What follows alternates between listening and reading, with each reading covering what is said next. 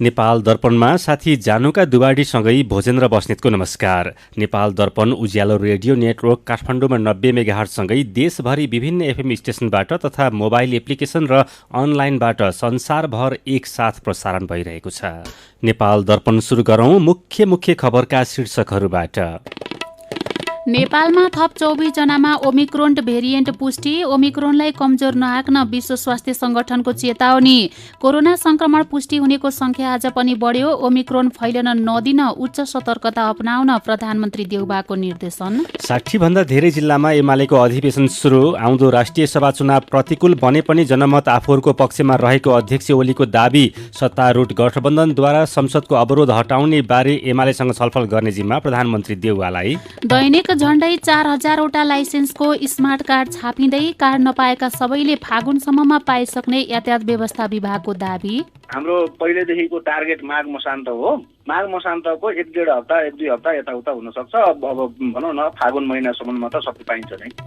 काजाकिस्तानको सेनालाई बिना चेतावनी गोली चलाउने अनुमति। झडपमा कम्तीमा 44 जनाको ज्यान गयो। प्रदर्शन नियन्त्रणका लागि रुसी सेना पनि खटिए। र ए डिभिजन लिग अन्तर्गत आज भएका दुवै खेल बराबरीमा सकिए। 8औं चरण अन्तर्गत भोलि 3वटा खेल हुँदै। रेडियो नेटवर्कबाट प्रसारण भइरहेको नेपाल दर्पणमा अब सुनौ पूरा खबर। नेपालमा थप 24 जनामा कोरोना भाइरसको नयाँ भेरिएन्ट ओमिक्रोन पुष्टि भएको छ। स्वास्थ्य तथा जनसङ्ख्या मन्त्रालयले विज्ञप्ति निकालेर पुष महिनामा सङ्कलन गरिएका 1146वटा नमुनामध्ये 24वटामा ओमिक्रोन संक्रमण पुष्टि भएको जानकारी गराएको हो। यी नमुना देशभरबाट सङ्कलन गरिएका हुन्। यो सँगै नेपालमा ओमिक्रोन पुष्टि हुनेको संख्या 27 जना पुगेको छ। यस्तै विश्व स्वास्थ्य संगठन WHO ले कोरोना भाइरसको ओमिक्रोन भेरिएन्टलाई कमजोर नआक्न सचेत गराएको छ। संक्रमण विश्वभरि फैलिएको र मानिसले ज्यान गुमाउन थालेका भन्दै WHO ले ओमिक्रोनलाई कमजोर नआक्न चेतावनी दिएको हो। पछिल्ला अध्ययनले ओमिक्रोन कोरोनाका अरू भेरिएन्ट भन्दा कमजोर देखाएका थिए, तर WHO का प्रमुख डाक्टर टेड्रोस एडहोर्नेम गेब्रेयेससले ओमिक्रोनका कारण धेरै संख्यामा मानिस संक्रमित हुँदा स्वास्थ्य प्रणाली नै दबावमा परेको बताउनु भएको छ। साथै डाक्टर टेड्रोसले गरिब देशमा खोप पुर्याउन सबैको समुचित वितरणको सुनिश्चिततामाथि पनि जोड दिनु भएको छ। यसैबीच नेपालमा कोरोना भाइरसको संक्रमण आज पनि बढेको छ। बितेको 5 दिनदेखि कोरोना भाइरसका संक्रमित बढिरहेका छन्। पछिल्लो 24 घण्टामा PCR एन्टिजेन गरी 14971 जनाको नमुना परीक्षण गरिएकोमा 6.46% अर्थात् 968 जनामा कोरोना संक्रमण पुष्टि भएको स्वास्थ्य तथा जनसङ्ख्या मन्त्रालयले जनाएको छ। यस्तै 262 जना संक्रमित निको भएका छन्। पछिल्लो 24 घण्टामा कोरोना संक्रमणका कारण कसैको पनि ज्यान गएको छैन। अहिले नेपालमा 5741 जना सक्रिय संक्रमित रहेका छन्। पछिल्लो 24 घण्टामा 2,63,371 जनाले कोरोना विरुद्धको खोप लगाएका छन्। नेपालमा अहिलेसम्म 1,10,02,976 जनाले पूर्ण मात्रा खोप लगाएका छन्। यस्तै 1,49,02,687 जनाले कम्तीमा एक मात्रा खोप लगाएका स्वास्थ्य तथा जनसङ्ख्या मन्त्रालयले जनाएको छ। यसैबीच प्रधानमन्त्री शेरबहादुर देउवाले कोरोनाको ओमिक्रोन भेरिएन्टको संक्रमण बढ्न नदिन उच्च सतर्कता अपनाउन सम्बन्धित निकायलाई निर्देशन दिनुभएको छ।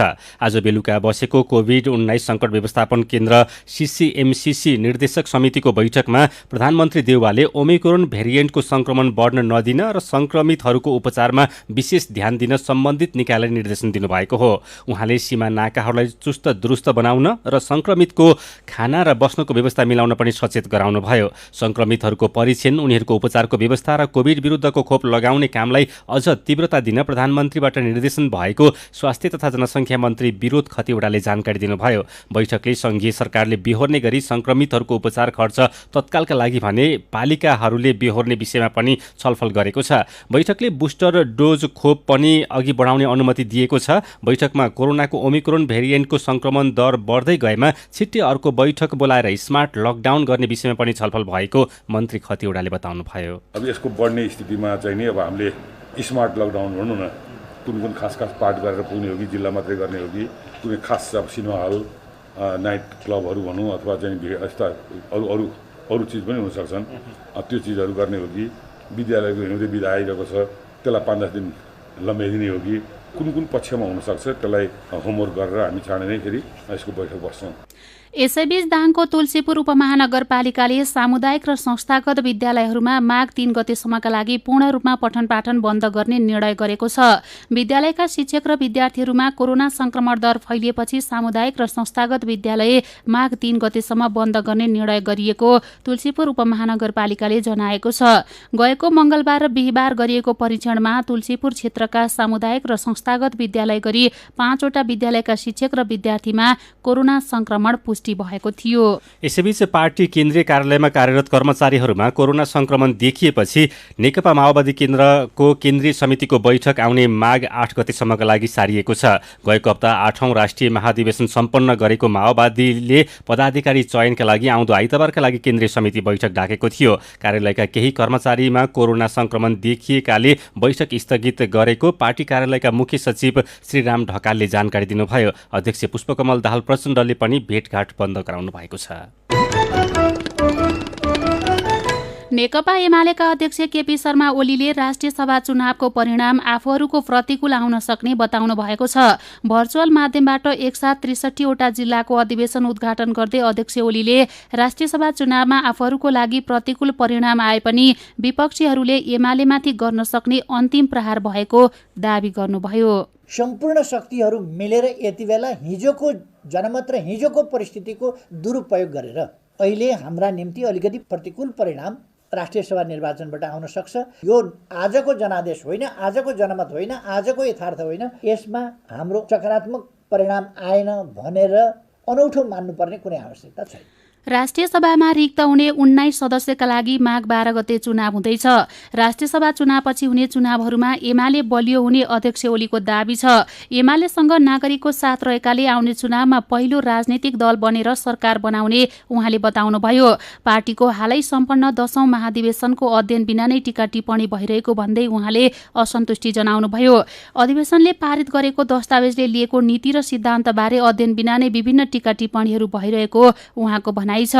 यसैबीच नेकपा एकीकृत समाजवादीका अध्यक्ष माधव कुमार नेपालले नेकपा एमालेका अध्यक्ष केपी शर्मा ओलीले राष्ट्रिय सभा चुनावमा हार स्वीकार गरिसकेको बताउनु भएको छ। पार्टीको काठमाडौँ महानगर कमिटिले आयोजना गरेको कार्यक्रममा अध्यक्ष नेपालले राष्ट्रिय सभाको चुनावमा ओलीले हार स्वीकार गरेको बताउनु भएको हो। अध्यक्ष नेपालले नागरिकको जीवन परिवर्तन गर्नका लागि एकीकृत समाजवादी पार्टी स्थापना गरेको बताउनुभयो। यसैबीच सत्तारूढ गठबन्धनले संसदको अवरोध हटाउने विषयमा नेकपा एमालेसँग छलफल गर्ने जिम्मा प्रधानमन्त्री शेरबहादुर देउवालाई दिएको छ। प्रधानमन्त्री निवास बालुवाटारमा बसेको गठबन्धन समन्वय समितिको बैठकले संसदको अवरोध खुलाउन पहल गर्ने निर्णय गर्दै एमाले अध्यक्ष एवं प्रमुख प्रतिपक्षी नेता केपी शर्मा ओलीसँग छलफल गर्ने जिम्मा प्रधानमन्त्री देउवालाई दिएको बैठकपछि सञ्चार तथा सूचना प्रविधि मन्त्री ज्ञानेन्द्र बहादुर कार्कीले जानकारी दिनुभयो। बैठकले ओलीलाई भेटेर संसदको अवरोध हटाउने बारेमा छलफल गर्न प्रधानमन्त्री देउवालाई सुझाव पनि दिएको छ। संसदमा अवरोध भइरहँदा देश नै समस्यामा पर्ने भएकोले अवरोध हटाउने गरी छलफल गर्न भनेको गठबन्धनका संयोजक एवं कांग्रेस वरिष्ठ नेता रामचन्द्र पौडेलले बताउनुभयो। सीधा कुरा प्रश्न विचार यो हो उज्यालो रेडियो नेटवर्क काठमाडौँमा 90 मेगाहर्ज। नेपाल दर्पणमा कुराकानीसँगै खबरको सिलसिला बाँकी नै छ, सुन्दै गर्नुहोला। तपाईँ अहिले रेडियो मोबाइल एप्लिकेसन र अनलाइनबाट प्रसारण भइरहेको उज्यालो रेडियो नेटवर्कको नेपाल दर्पण सुन्दै हुनुहुन्छ। यतिन्जेल हामीले नेपालमा थप 24 जनामा ओमिक्रोन भेरिएन्ट पुष्टि, ओमिक्रोन फैलन नदिन उच्च सतर्कता अपनाउन प्रधानमन्त्री देउवाको निर्देशन, 60 भन्दा धेरै जिल्लामा एमालेको अधिवेशन सुरु, सत्तारूढ गठबन्धनद्वारा संसदको अवरोध हटाउने बारे एमालेसँग छलफल गर्ने जिम्मा प्रधानमन्त्री देउवालाई लगायतका खबर प्रस्तुत गर्यौं। नेपाल दर्पणमा अब बाँकी प्रसङ्ग। चालक अनुमति पत्रका लागि परीक्षा पास गरेका 4.5 लाख जना भन्दा धेरैले अहिले पनि रसिदका भरमा गाडी चलाउन बाध्य छन्। कार्ड सकिएपछि झण्डै 15 महिनादेखि स्मार्ट लाइसेन्स छपाईको काम रोकिएको थियो। तर यसै हप्तादेखि स्मार्ट कार्ड छाप्न थालेको यातायात व्यवस्था विभागले जनाएको छ। कार्ड छाप्न सुरु गरे पनि सेवाग्राहीका हातमा पुगेको छैन।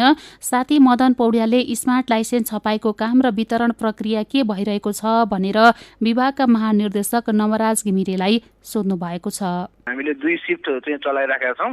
बिहान 7 बजेदेखि बेलुकी 10 बजेसम्म चाहिँ हामीले कार्ड प्रिन्ट गर्दाखेरि 3500 से 4000 को हाराहारीमा प्रतिदिनमा कार्ड प्रिन्ट भइरहेको छ अहिले।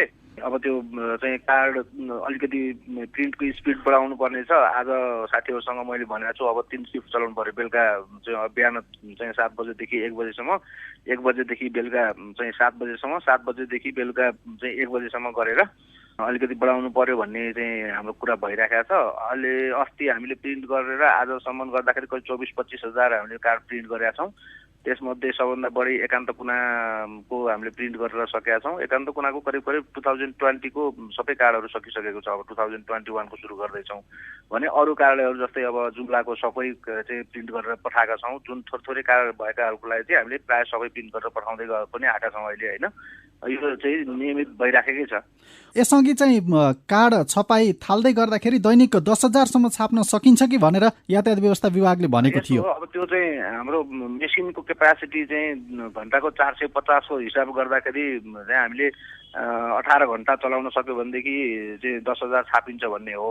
अब त्यो भनेको त चाहिँ यस्तो छ, अब मान्छे पनि हामीले थप्नुपर्छ त्यसको लागि। फेरि हामीसँग अहिले भइरहेको मान्छेले पनि पुग्दैन। त्यो हाम्रो तयारी छ। तर अब ठ्याक्कै चाहिँ 10,000 भनेर 10,000 प्रिन्ट भइरहेको छैन। यो दैनिक चाहिँ जस्तै मेरो भोलि पर्सि टिकट छ वैदेशिक रोजगारमा जाने भन्ने 100, 150, 200, 300 सम्मको मान्छेहरू चाहिँ नै दैनिक अहिले आइराख्नु भएको छ कि यो पुरानो चाहिँ कार्डहरू चाहिँ अर्ली प्रिन्टिङको लागि हो। त्यो अर्ली प्रिन्टिङ गर्नलाई हामीले चाहिँ प्रिन्ट चाहिँ रोक्ने बित्तिकै 300 कार्ड प्रिन्ट गर्नलाई पनि एउटा सिफ्ट चाहिँ खर्च गर्नुपर्ने हुन्छ। त्यसले गर्दाखेरि चाहिँ नि अलिकति चाहिँ त्यो डिले भइरहेको छ। तर हामीले जति सक्ने क्षमताबाट हामी प्रिन्ट गर्दैछौँ। भनेको अझै पनि 4.5 लाख सेवाग्राहीले चाहिँ कार्ड लिन बाँकी छ भनेपछि अब कहिलेसम्म सहज होला त यही तरिकाले यही गतिले? 4.5 लाख मध्ये 50,000 जति सकिसक्यो। अब 4 लाख मात्रै बाँकी छ 1-1.5 हप्ताको बिचमा। अब यो 4 लाख पनि त्यही त अब हामीले क्षमताले भ्याएसम्म सक्दै जाने हो। त्यो भएको हुनाले हामीले चाहिँ गर्ने कुरालाई रोकेका छैनौँ अथवा त्यसलाई चाहिँ डिले गर्नुपर्ने कार्ड चाहिँ लामो समय राखेर हामीलाई यत्रो तपाईँहरूको क्वेसन सुनिराख्न त पटक्कै मन छैन नि। चाहे त 15 दिनमा सक्न पाए हुन्थ्यो नि, के गर्नु सकिँदैन। कहिलेसम्म चाहिँ सहज गरी पाउन सकिएला त अहिलेकै अवस्था? मसान्त हाम्रो पहिलेदेखिको टार्गेट माघ मसान्त हो। माघ मसान्तको 1-1.5 हप्ता 1-2 हप्ता यताउता हुनसक्छ। अब भनौँ न फागुन महिनासम्ममा त सबै पाइन्छ नै। उहाँ हुनुहुन्थ्यो यातायात व्यवस्था विभागका महानिर्देशक नमराज घिमिरे। नेपाल दर्पणमा खबरकै सिलसिला। भूमि व्यवस्था, सहकारी तथा गरिबी निवारण मन्त्री शशि श्रेष्ठले सहकारीहरूले ऐन नियम मिच्दा नागरिकको विश्वास गुमाउन थालेको बताउनु भएको छ। नेपाल सहकारी पत्रकार समाज सिजेएनको 11औं वार्षिक साधारण सभामा मन्त्री श्रेष्ठले सहकारीहरूले नियम विपरीत ब्याज दर बढाउनुको साथै सहकारी सिद्धान्त अनुसार नचलेको बताउनुभयो। वित्तीय अनुशासन कमजोर हुनु, सर्वसाधारणले सजिलै र सुलभ दरमा ऋण नपाउनु, सर्वसाधारणको आय आर्जन भन्दा घर जग्गा कारोबार लगायत सीमित व्यक्तिको व्यापारको थलो बन्नु लगायतका कारण नागरिकको विश्वास गुमाउन थालेको उहाँको भनाइ छ। सरकारले तोकेको भन्दा बढी ब्याज लिने, सहकारी ऐन अनुसार साधारण सभा तथा खर्च नगर्ने, राजनीतिक आस्थाका आधारमा सेवा सुविधामा विभेद गरेको जस्ता गुनासो आएको भन्दै मन्त्री श्रेष्ठले सहकारीले नियम विपरीत बढाएको ब्याज घटाउनु पर्ने बताउनुभयो। सहकारीबाट तल्लो तहका नागरिक लाभान्वित हुनुपर्ने सिद्धान्त अनुसार सहकारीहरूले काम गर्नुपर्ने उहाँको भनाइ छ। लगानी बोर्डले संयोजन गरेको हुवासिन सिमेन्ट उद्योगले भोलिदेखि परीक्षण उत्पादन थाल्ने भएको छ। उद्योगको भट्टीमा चुनढुङ्गा राखेर उत्पादनको तयारी पूरा गरेको हुवासिन सिमेन्ट उद्योगका उपमहाप्रबन्धक डिलिराज पोखरेलले जानकारी दिनुभयो। व्यावसायिक उत्पादनका लागि भन्ने थप 2 महिना लाग्ने उहाँले बताउनुभयो। उद्योगमा गएको कार्तिकको अन्तिम हप्तादेखि विद्युत उपलब्ध भएको छ। उद्योगले प्रदूषण नियन्त्रणका लागि विश्वमा अहिले उत्कृष्ट फिल्टर लगायत इलेक्ट्रोस्ट्याटिक प्रिसिपिटेटर जडान गरेको जनाएको छ। 2074 सालको मङ्सिर 12 मा हुवासिनलाई खानी विभागले धादिङको पानी खर्कमा खानी उत्खनन गर्न अनुमति दिएको थियो। खानीका लागि चिनिया प्रवर्धकले 60 करोड रुपैयाँ बराबरको लगानी गरेको छ। उद्योगको उत्पादन क्षमता दैनिक 3000 मेट्रिक टन रहेको छ। सर्लाहीको बरहथवा नगरपालिका वडा नम्बर 10 कटानीमा उखुबारीभित्र जलेको अवस्थामा एकजना महिलाको शव भेटिएको छ। स्थानीयले उखुबारीमा घाँस काट्ने क्रममा स्थानीय सुरत राम चमारकी श्रीमती 32 वर्षकी सावित्री देवी राम चमारको शव भेटेका प्रहरीले जनाएको छ। मृतकको शरीरको विभिन्न भागमा जलेकोले घटना शङ्कास्पद देखिएपछि अनुसन्धान प्रक्रिया अघि बढाएको जिल्ला प्रहरी कार्यालय सर्लाहीका प्रहरी नायब उपरीक्षक माधव प्रसाद बुढाथोकीले जानकारी दिनुभयो। मृतक महिला 1 हप्तादेखि घरबाटै हराएको स्थानीयले बताएका छन्। मृतक श्रीमान सुरत 2 वर्षदेखि वैदेशिक रोजगारीको सिलसिलामा कतारमा रहेका छन्। थारू समुदाय माघीको तयारीमा जुटेका छन्। दाङ लगायतको जिल्लामा बसोबास गर्ने थारूहरू आफूहरूको सबैभन्दा मुख्य पर्व माघीको तयारीमा जुटेका हुन्। पुरुषहरू माघीका लागि मासु लगायतको जोहो गर्न थालेका छन् भने महिलाहरू घर र घरभित्र भएका सबै भाँडाकुँडा सफा गर्न थालेका दाङको तुलसीपुर नगरपालिका वडा नम्बर 6 रजौराका ज्ञानसिंह चौधरीले बताउनुभयो। यस्तै थारू बस्तीमा रोटी पकाउने, पिठो, दुना, टपरी लगायतको तयारी पनि भइरहेको छ। माघीमा पाहुना धेरै आउने भएकाले एक हप्ता अगाडिदेखि नै आफूहरू तयारीमा व्यस्त हुने रजौराकै बुझौनी चौधरीले बताउनुभयो। दाङमा पुसको दोस्रो हप्तादेखि माघी महोत्सव तथा नृत्य प्रतियोगिता सुरु भइसकेका छन्। घरदेखि टाढा काम तथा अध्ययन गर्न गएका थारू समुदायका व्यक्ति माघीमा आफ्नो घर फर्किन्छन्। सीधा कुरा प्रश्न विचार। यो हो उज्यालो रेडियो नेटवर्क काठमाडौँमा 90 मेगाहर्ज। नेपाल दर्पणमा मेरो पनि भन्नु छ सँगै खबरको सिलसिला बाँकी नै छ, सुन्दै गर्नुहोला। विभिन्न रेडियो स्टेशनबाट मेचीदेखि महाकालीसम्म र मोबाइल एप्लिकेसन तथा अनलाइनबाट संसारभरि एकसाथ प्रसारण भइरहेको नेपाल दर्पणमा तपाईँलाई फेरि स्वागत छ। अब बाँकी खबर।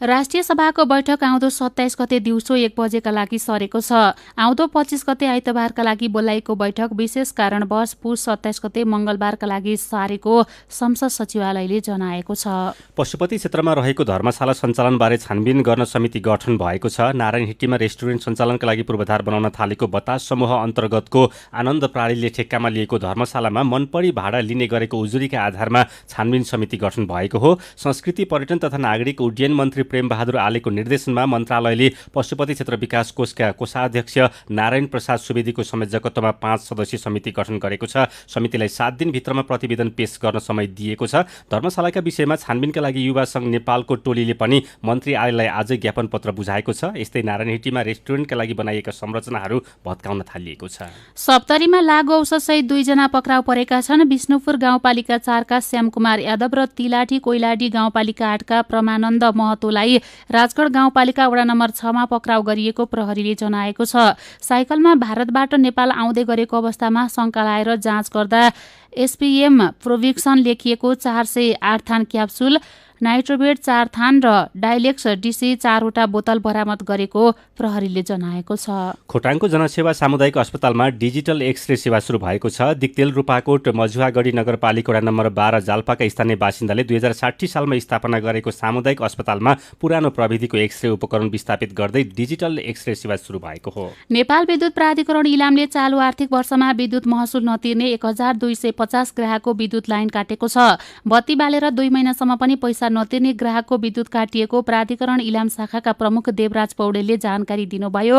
उहाँका अनुसार विद्युत काटिए पनि झण्डै 90% ग्राहकले फेरि महसुल तिरेपछि विद्युत जडान गरिएको छ। झण्डै 10% ग्राहकले अझै महसुल नतिरेकाले विद्युत जडान गरिएको छैन। थाहा आन्दोलनका प्रणेता रूपचन्द्र विष्टको थलोका रूपमा चिनिने मकवानपुरको थाहा नगरपालिकाले आउँदो शैक्षिक सत्रदेखि पालिकाभित्रका विद्यालयमा थाहाको विषयमा अध्यापन गराउने भएको छ। मेरो पनि भन्नु छ। प्रदेशहरूमा दलहरूबीच भागबण्डा मिलाउनका लागि मन्त्रालय टुक्र्याएर मन्त्री बढाउने क्रम बढेको छ। बागमती प्रदेशमा 18 जना मन्त्री छन् भने अहिले प्रदेश 1 मा पनि मन्त्रालय बढाउने गृह कार्य सुरु भएको छ। यसरी प्रदेशमा मन्त्रालय र मन्त्री थप्ने क्रम बढेको बारेमा तपाईकै सुझाव र प्रतिक्रियालाई आजको मेरो पनि भन्नु छमा समेटेका छौं। विवेक शर्मा लेख्नुहुन्छ, मन्त्री र मन्त्रालय निरन्तर थपिने यो कार्यले देश आर्थिक रूपमा कमजोर बन्दै जान्छ। देशले प्रदेशका मन्त्रालयहरूमा गर्ने खर्चको आवश्यकता र उपलब्धि बारेमा बेलैमा सचेत हुनुपर्छ। गोविन्द अयर लेख्नुहुन्छ, प्रदेश सरकार नागरिकको हित भन्दा पनि नेता व्यवस्थापनका लागि हो भन्ने साबित हुँदैछन्। यसले संघीयताप्रति नै वितृष्णा जगाउने बाहेक अरू केही होला जस्तो लाग्दैन मलाई त। हेमराज अधिकारीले मन्त्री र मन्त्रालय थप्नु भन्दा पनि भएका मन्त्रालयको काम र योजना प्रभावकारी भएको भए हामी नागरिक आभारी हुने थियौं भन्नुभएको छ। रमेश निरौला हाम्रो देश सानो छ भन्दै लेख्नुहुन्छ, यहाँ यति धेरै मन्त्रालय र मन्त्रीहरू किन चाहियो? मन्त्रालय र मन्त्रीहरू थप्ने बजेटले युवाहरूलाई रोजगारी दिने खालका उद्योगहरू स्थापना गरेमा काम खोज्दै विदेश जानु पर्दैन थियो। उद्योग, विद्यालय, अस्पताल, किसानका लागि प्रोत्साहन लगायतका काम छाडेर मन्त्री र मन्त्रालयमा होड चल्नु ठिक होइन। जगदीश सुवेदी लेख्नुहुन्छ, आयातमा लगाइएको कर र रेमिटेन्सबाट अर्थतन्त्र चलेको देशमा अनावश्यक मन्त्रालय थप गर्नु पनि एक प्रकारको भ्रष्टाचार हो। यस विरुद्ध नागरिकहरू बोल्नुपर्छ।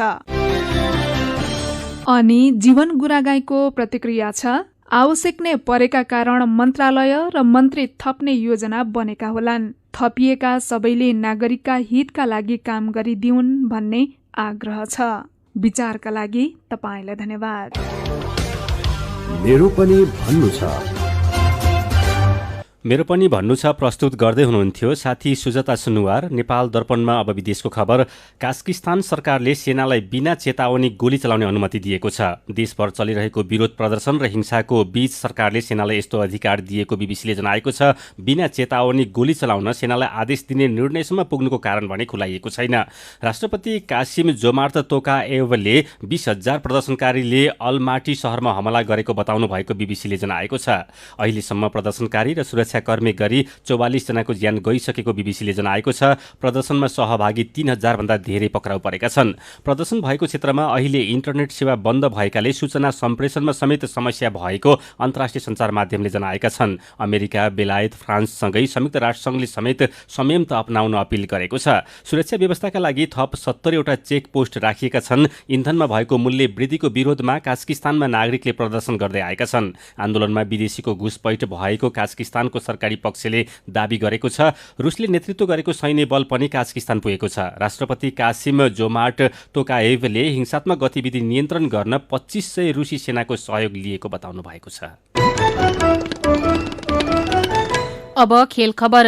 37 स्मारक ए डिभिजन लिग फुटबलको 8औं चरण अन्तर्गत आज भएका दुवै खेल बराबरीमा सकिएका छन्। दशरथ रङ्गशालामा भएको पहिलो खेलमा सङ्कटा क्लब र सातदोबाटो युथ क्लबले एक गोलको बराबरी खेलेका छन्। सातदोबाटोको लागि सुशील राई र सङ्कटाका लागि जया गुरुङले गोल गरे। बराबरी खेलसँगै अपराजित रहेको सङ्कटा 8 खेलबाट 14 अङ्क जोडेर अङ्क तालिकाको तेस्रो स्थानमा रहेको छ। समान खेल खेलेको सातदोबाटो 9 अङ्क जोडेर अङ्क तालिकाको 8औं स्थानमा छ। यस्तै दोस्रो खेलमा विभागीय टिम एपीएफ क्लब र जाउलाखेल युथ क्लबले बराबरी खेलेका छन्।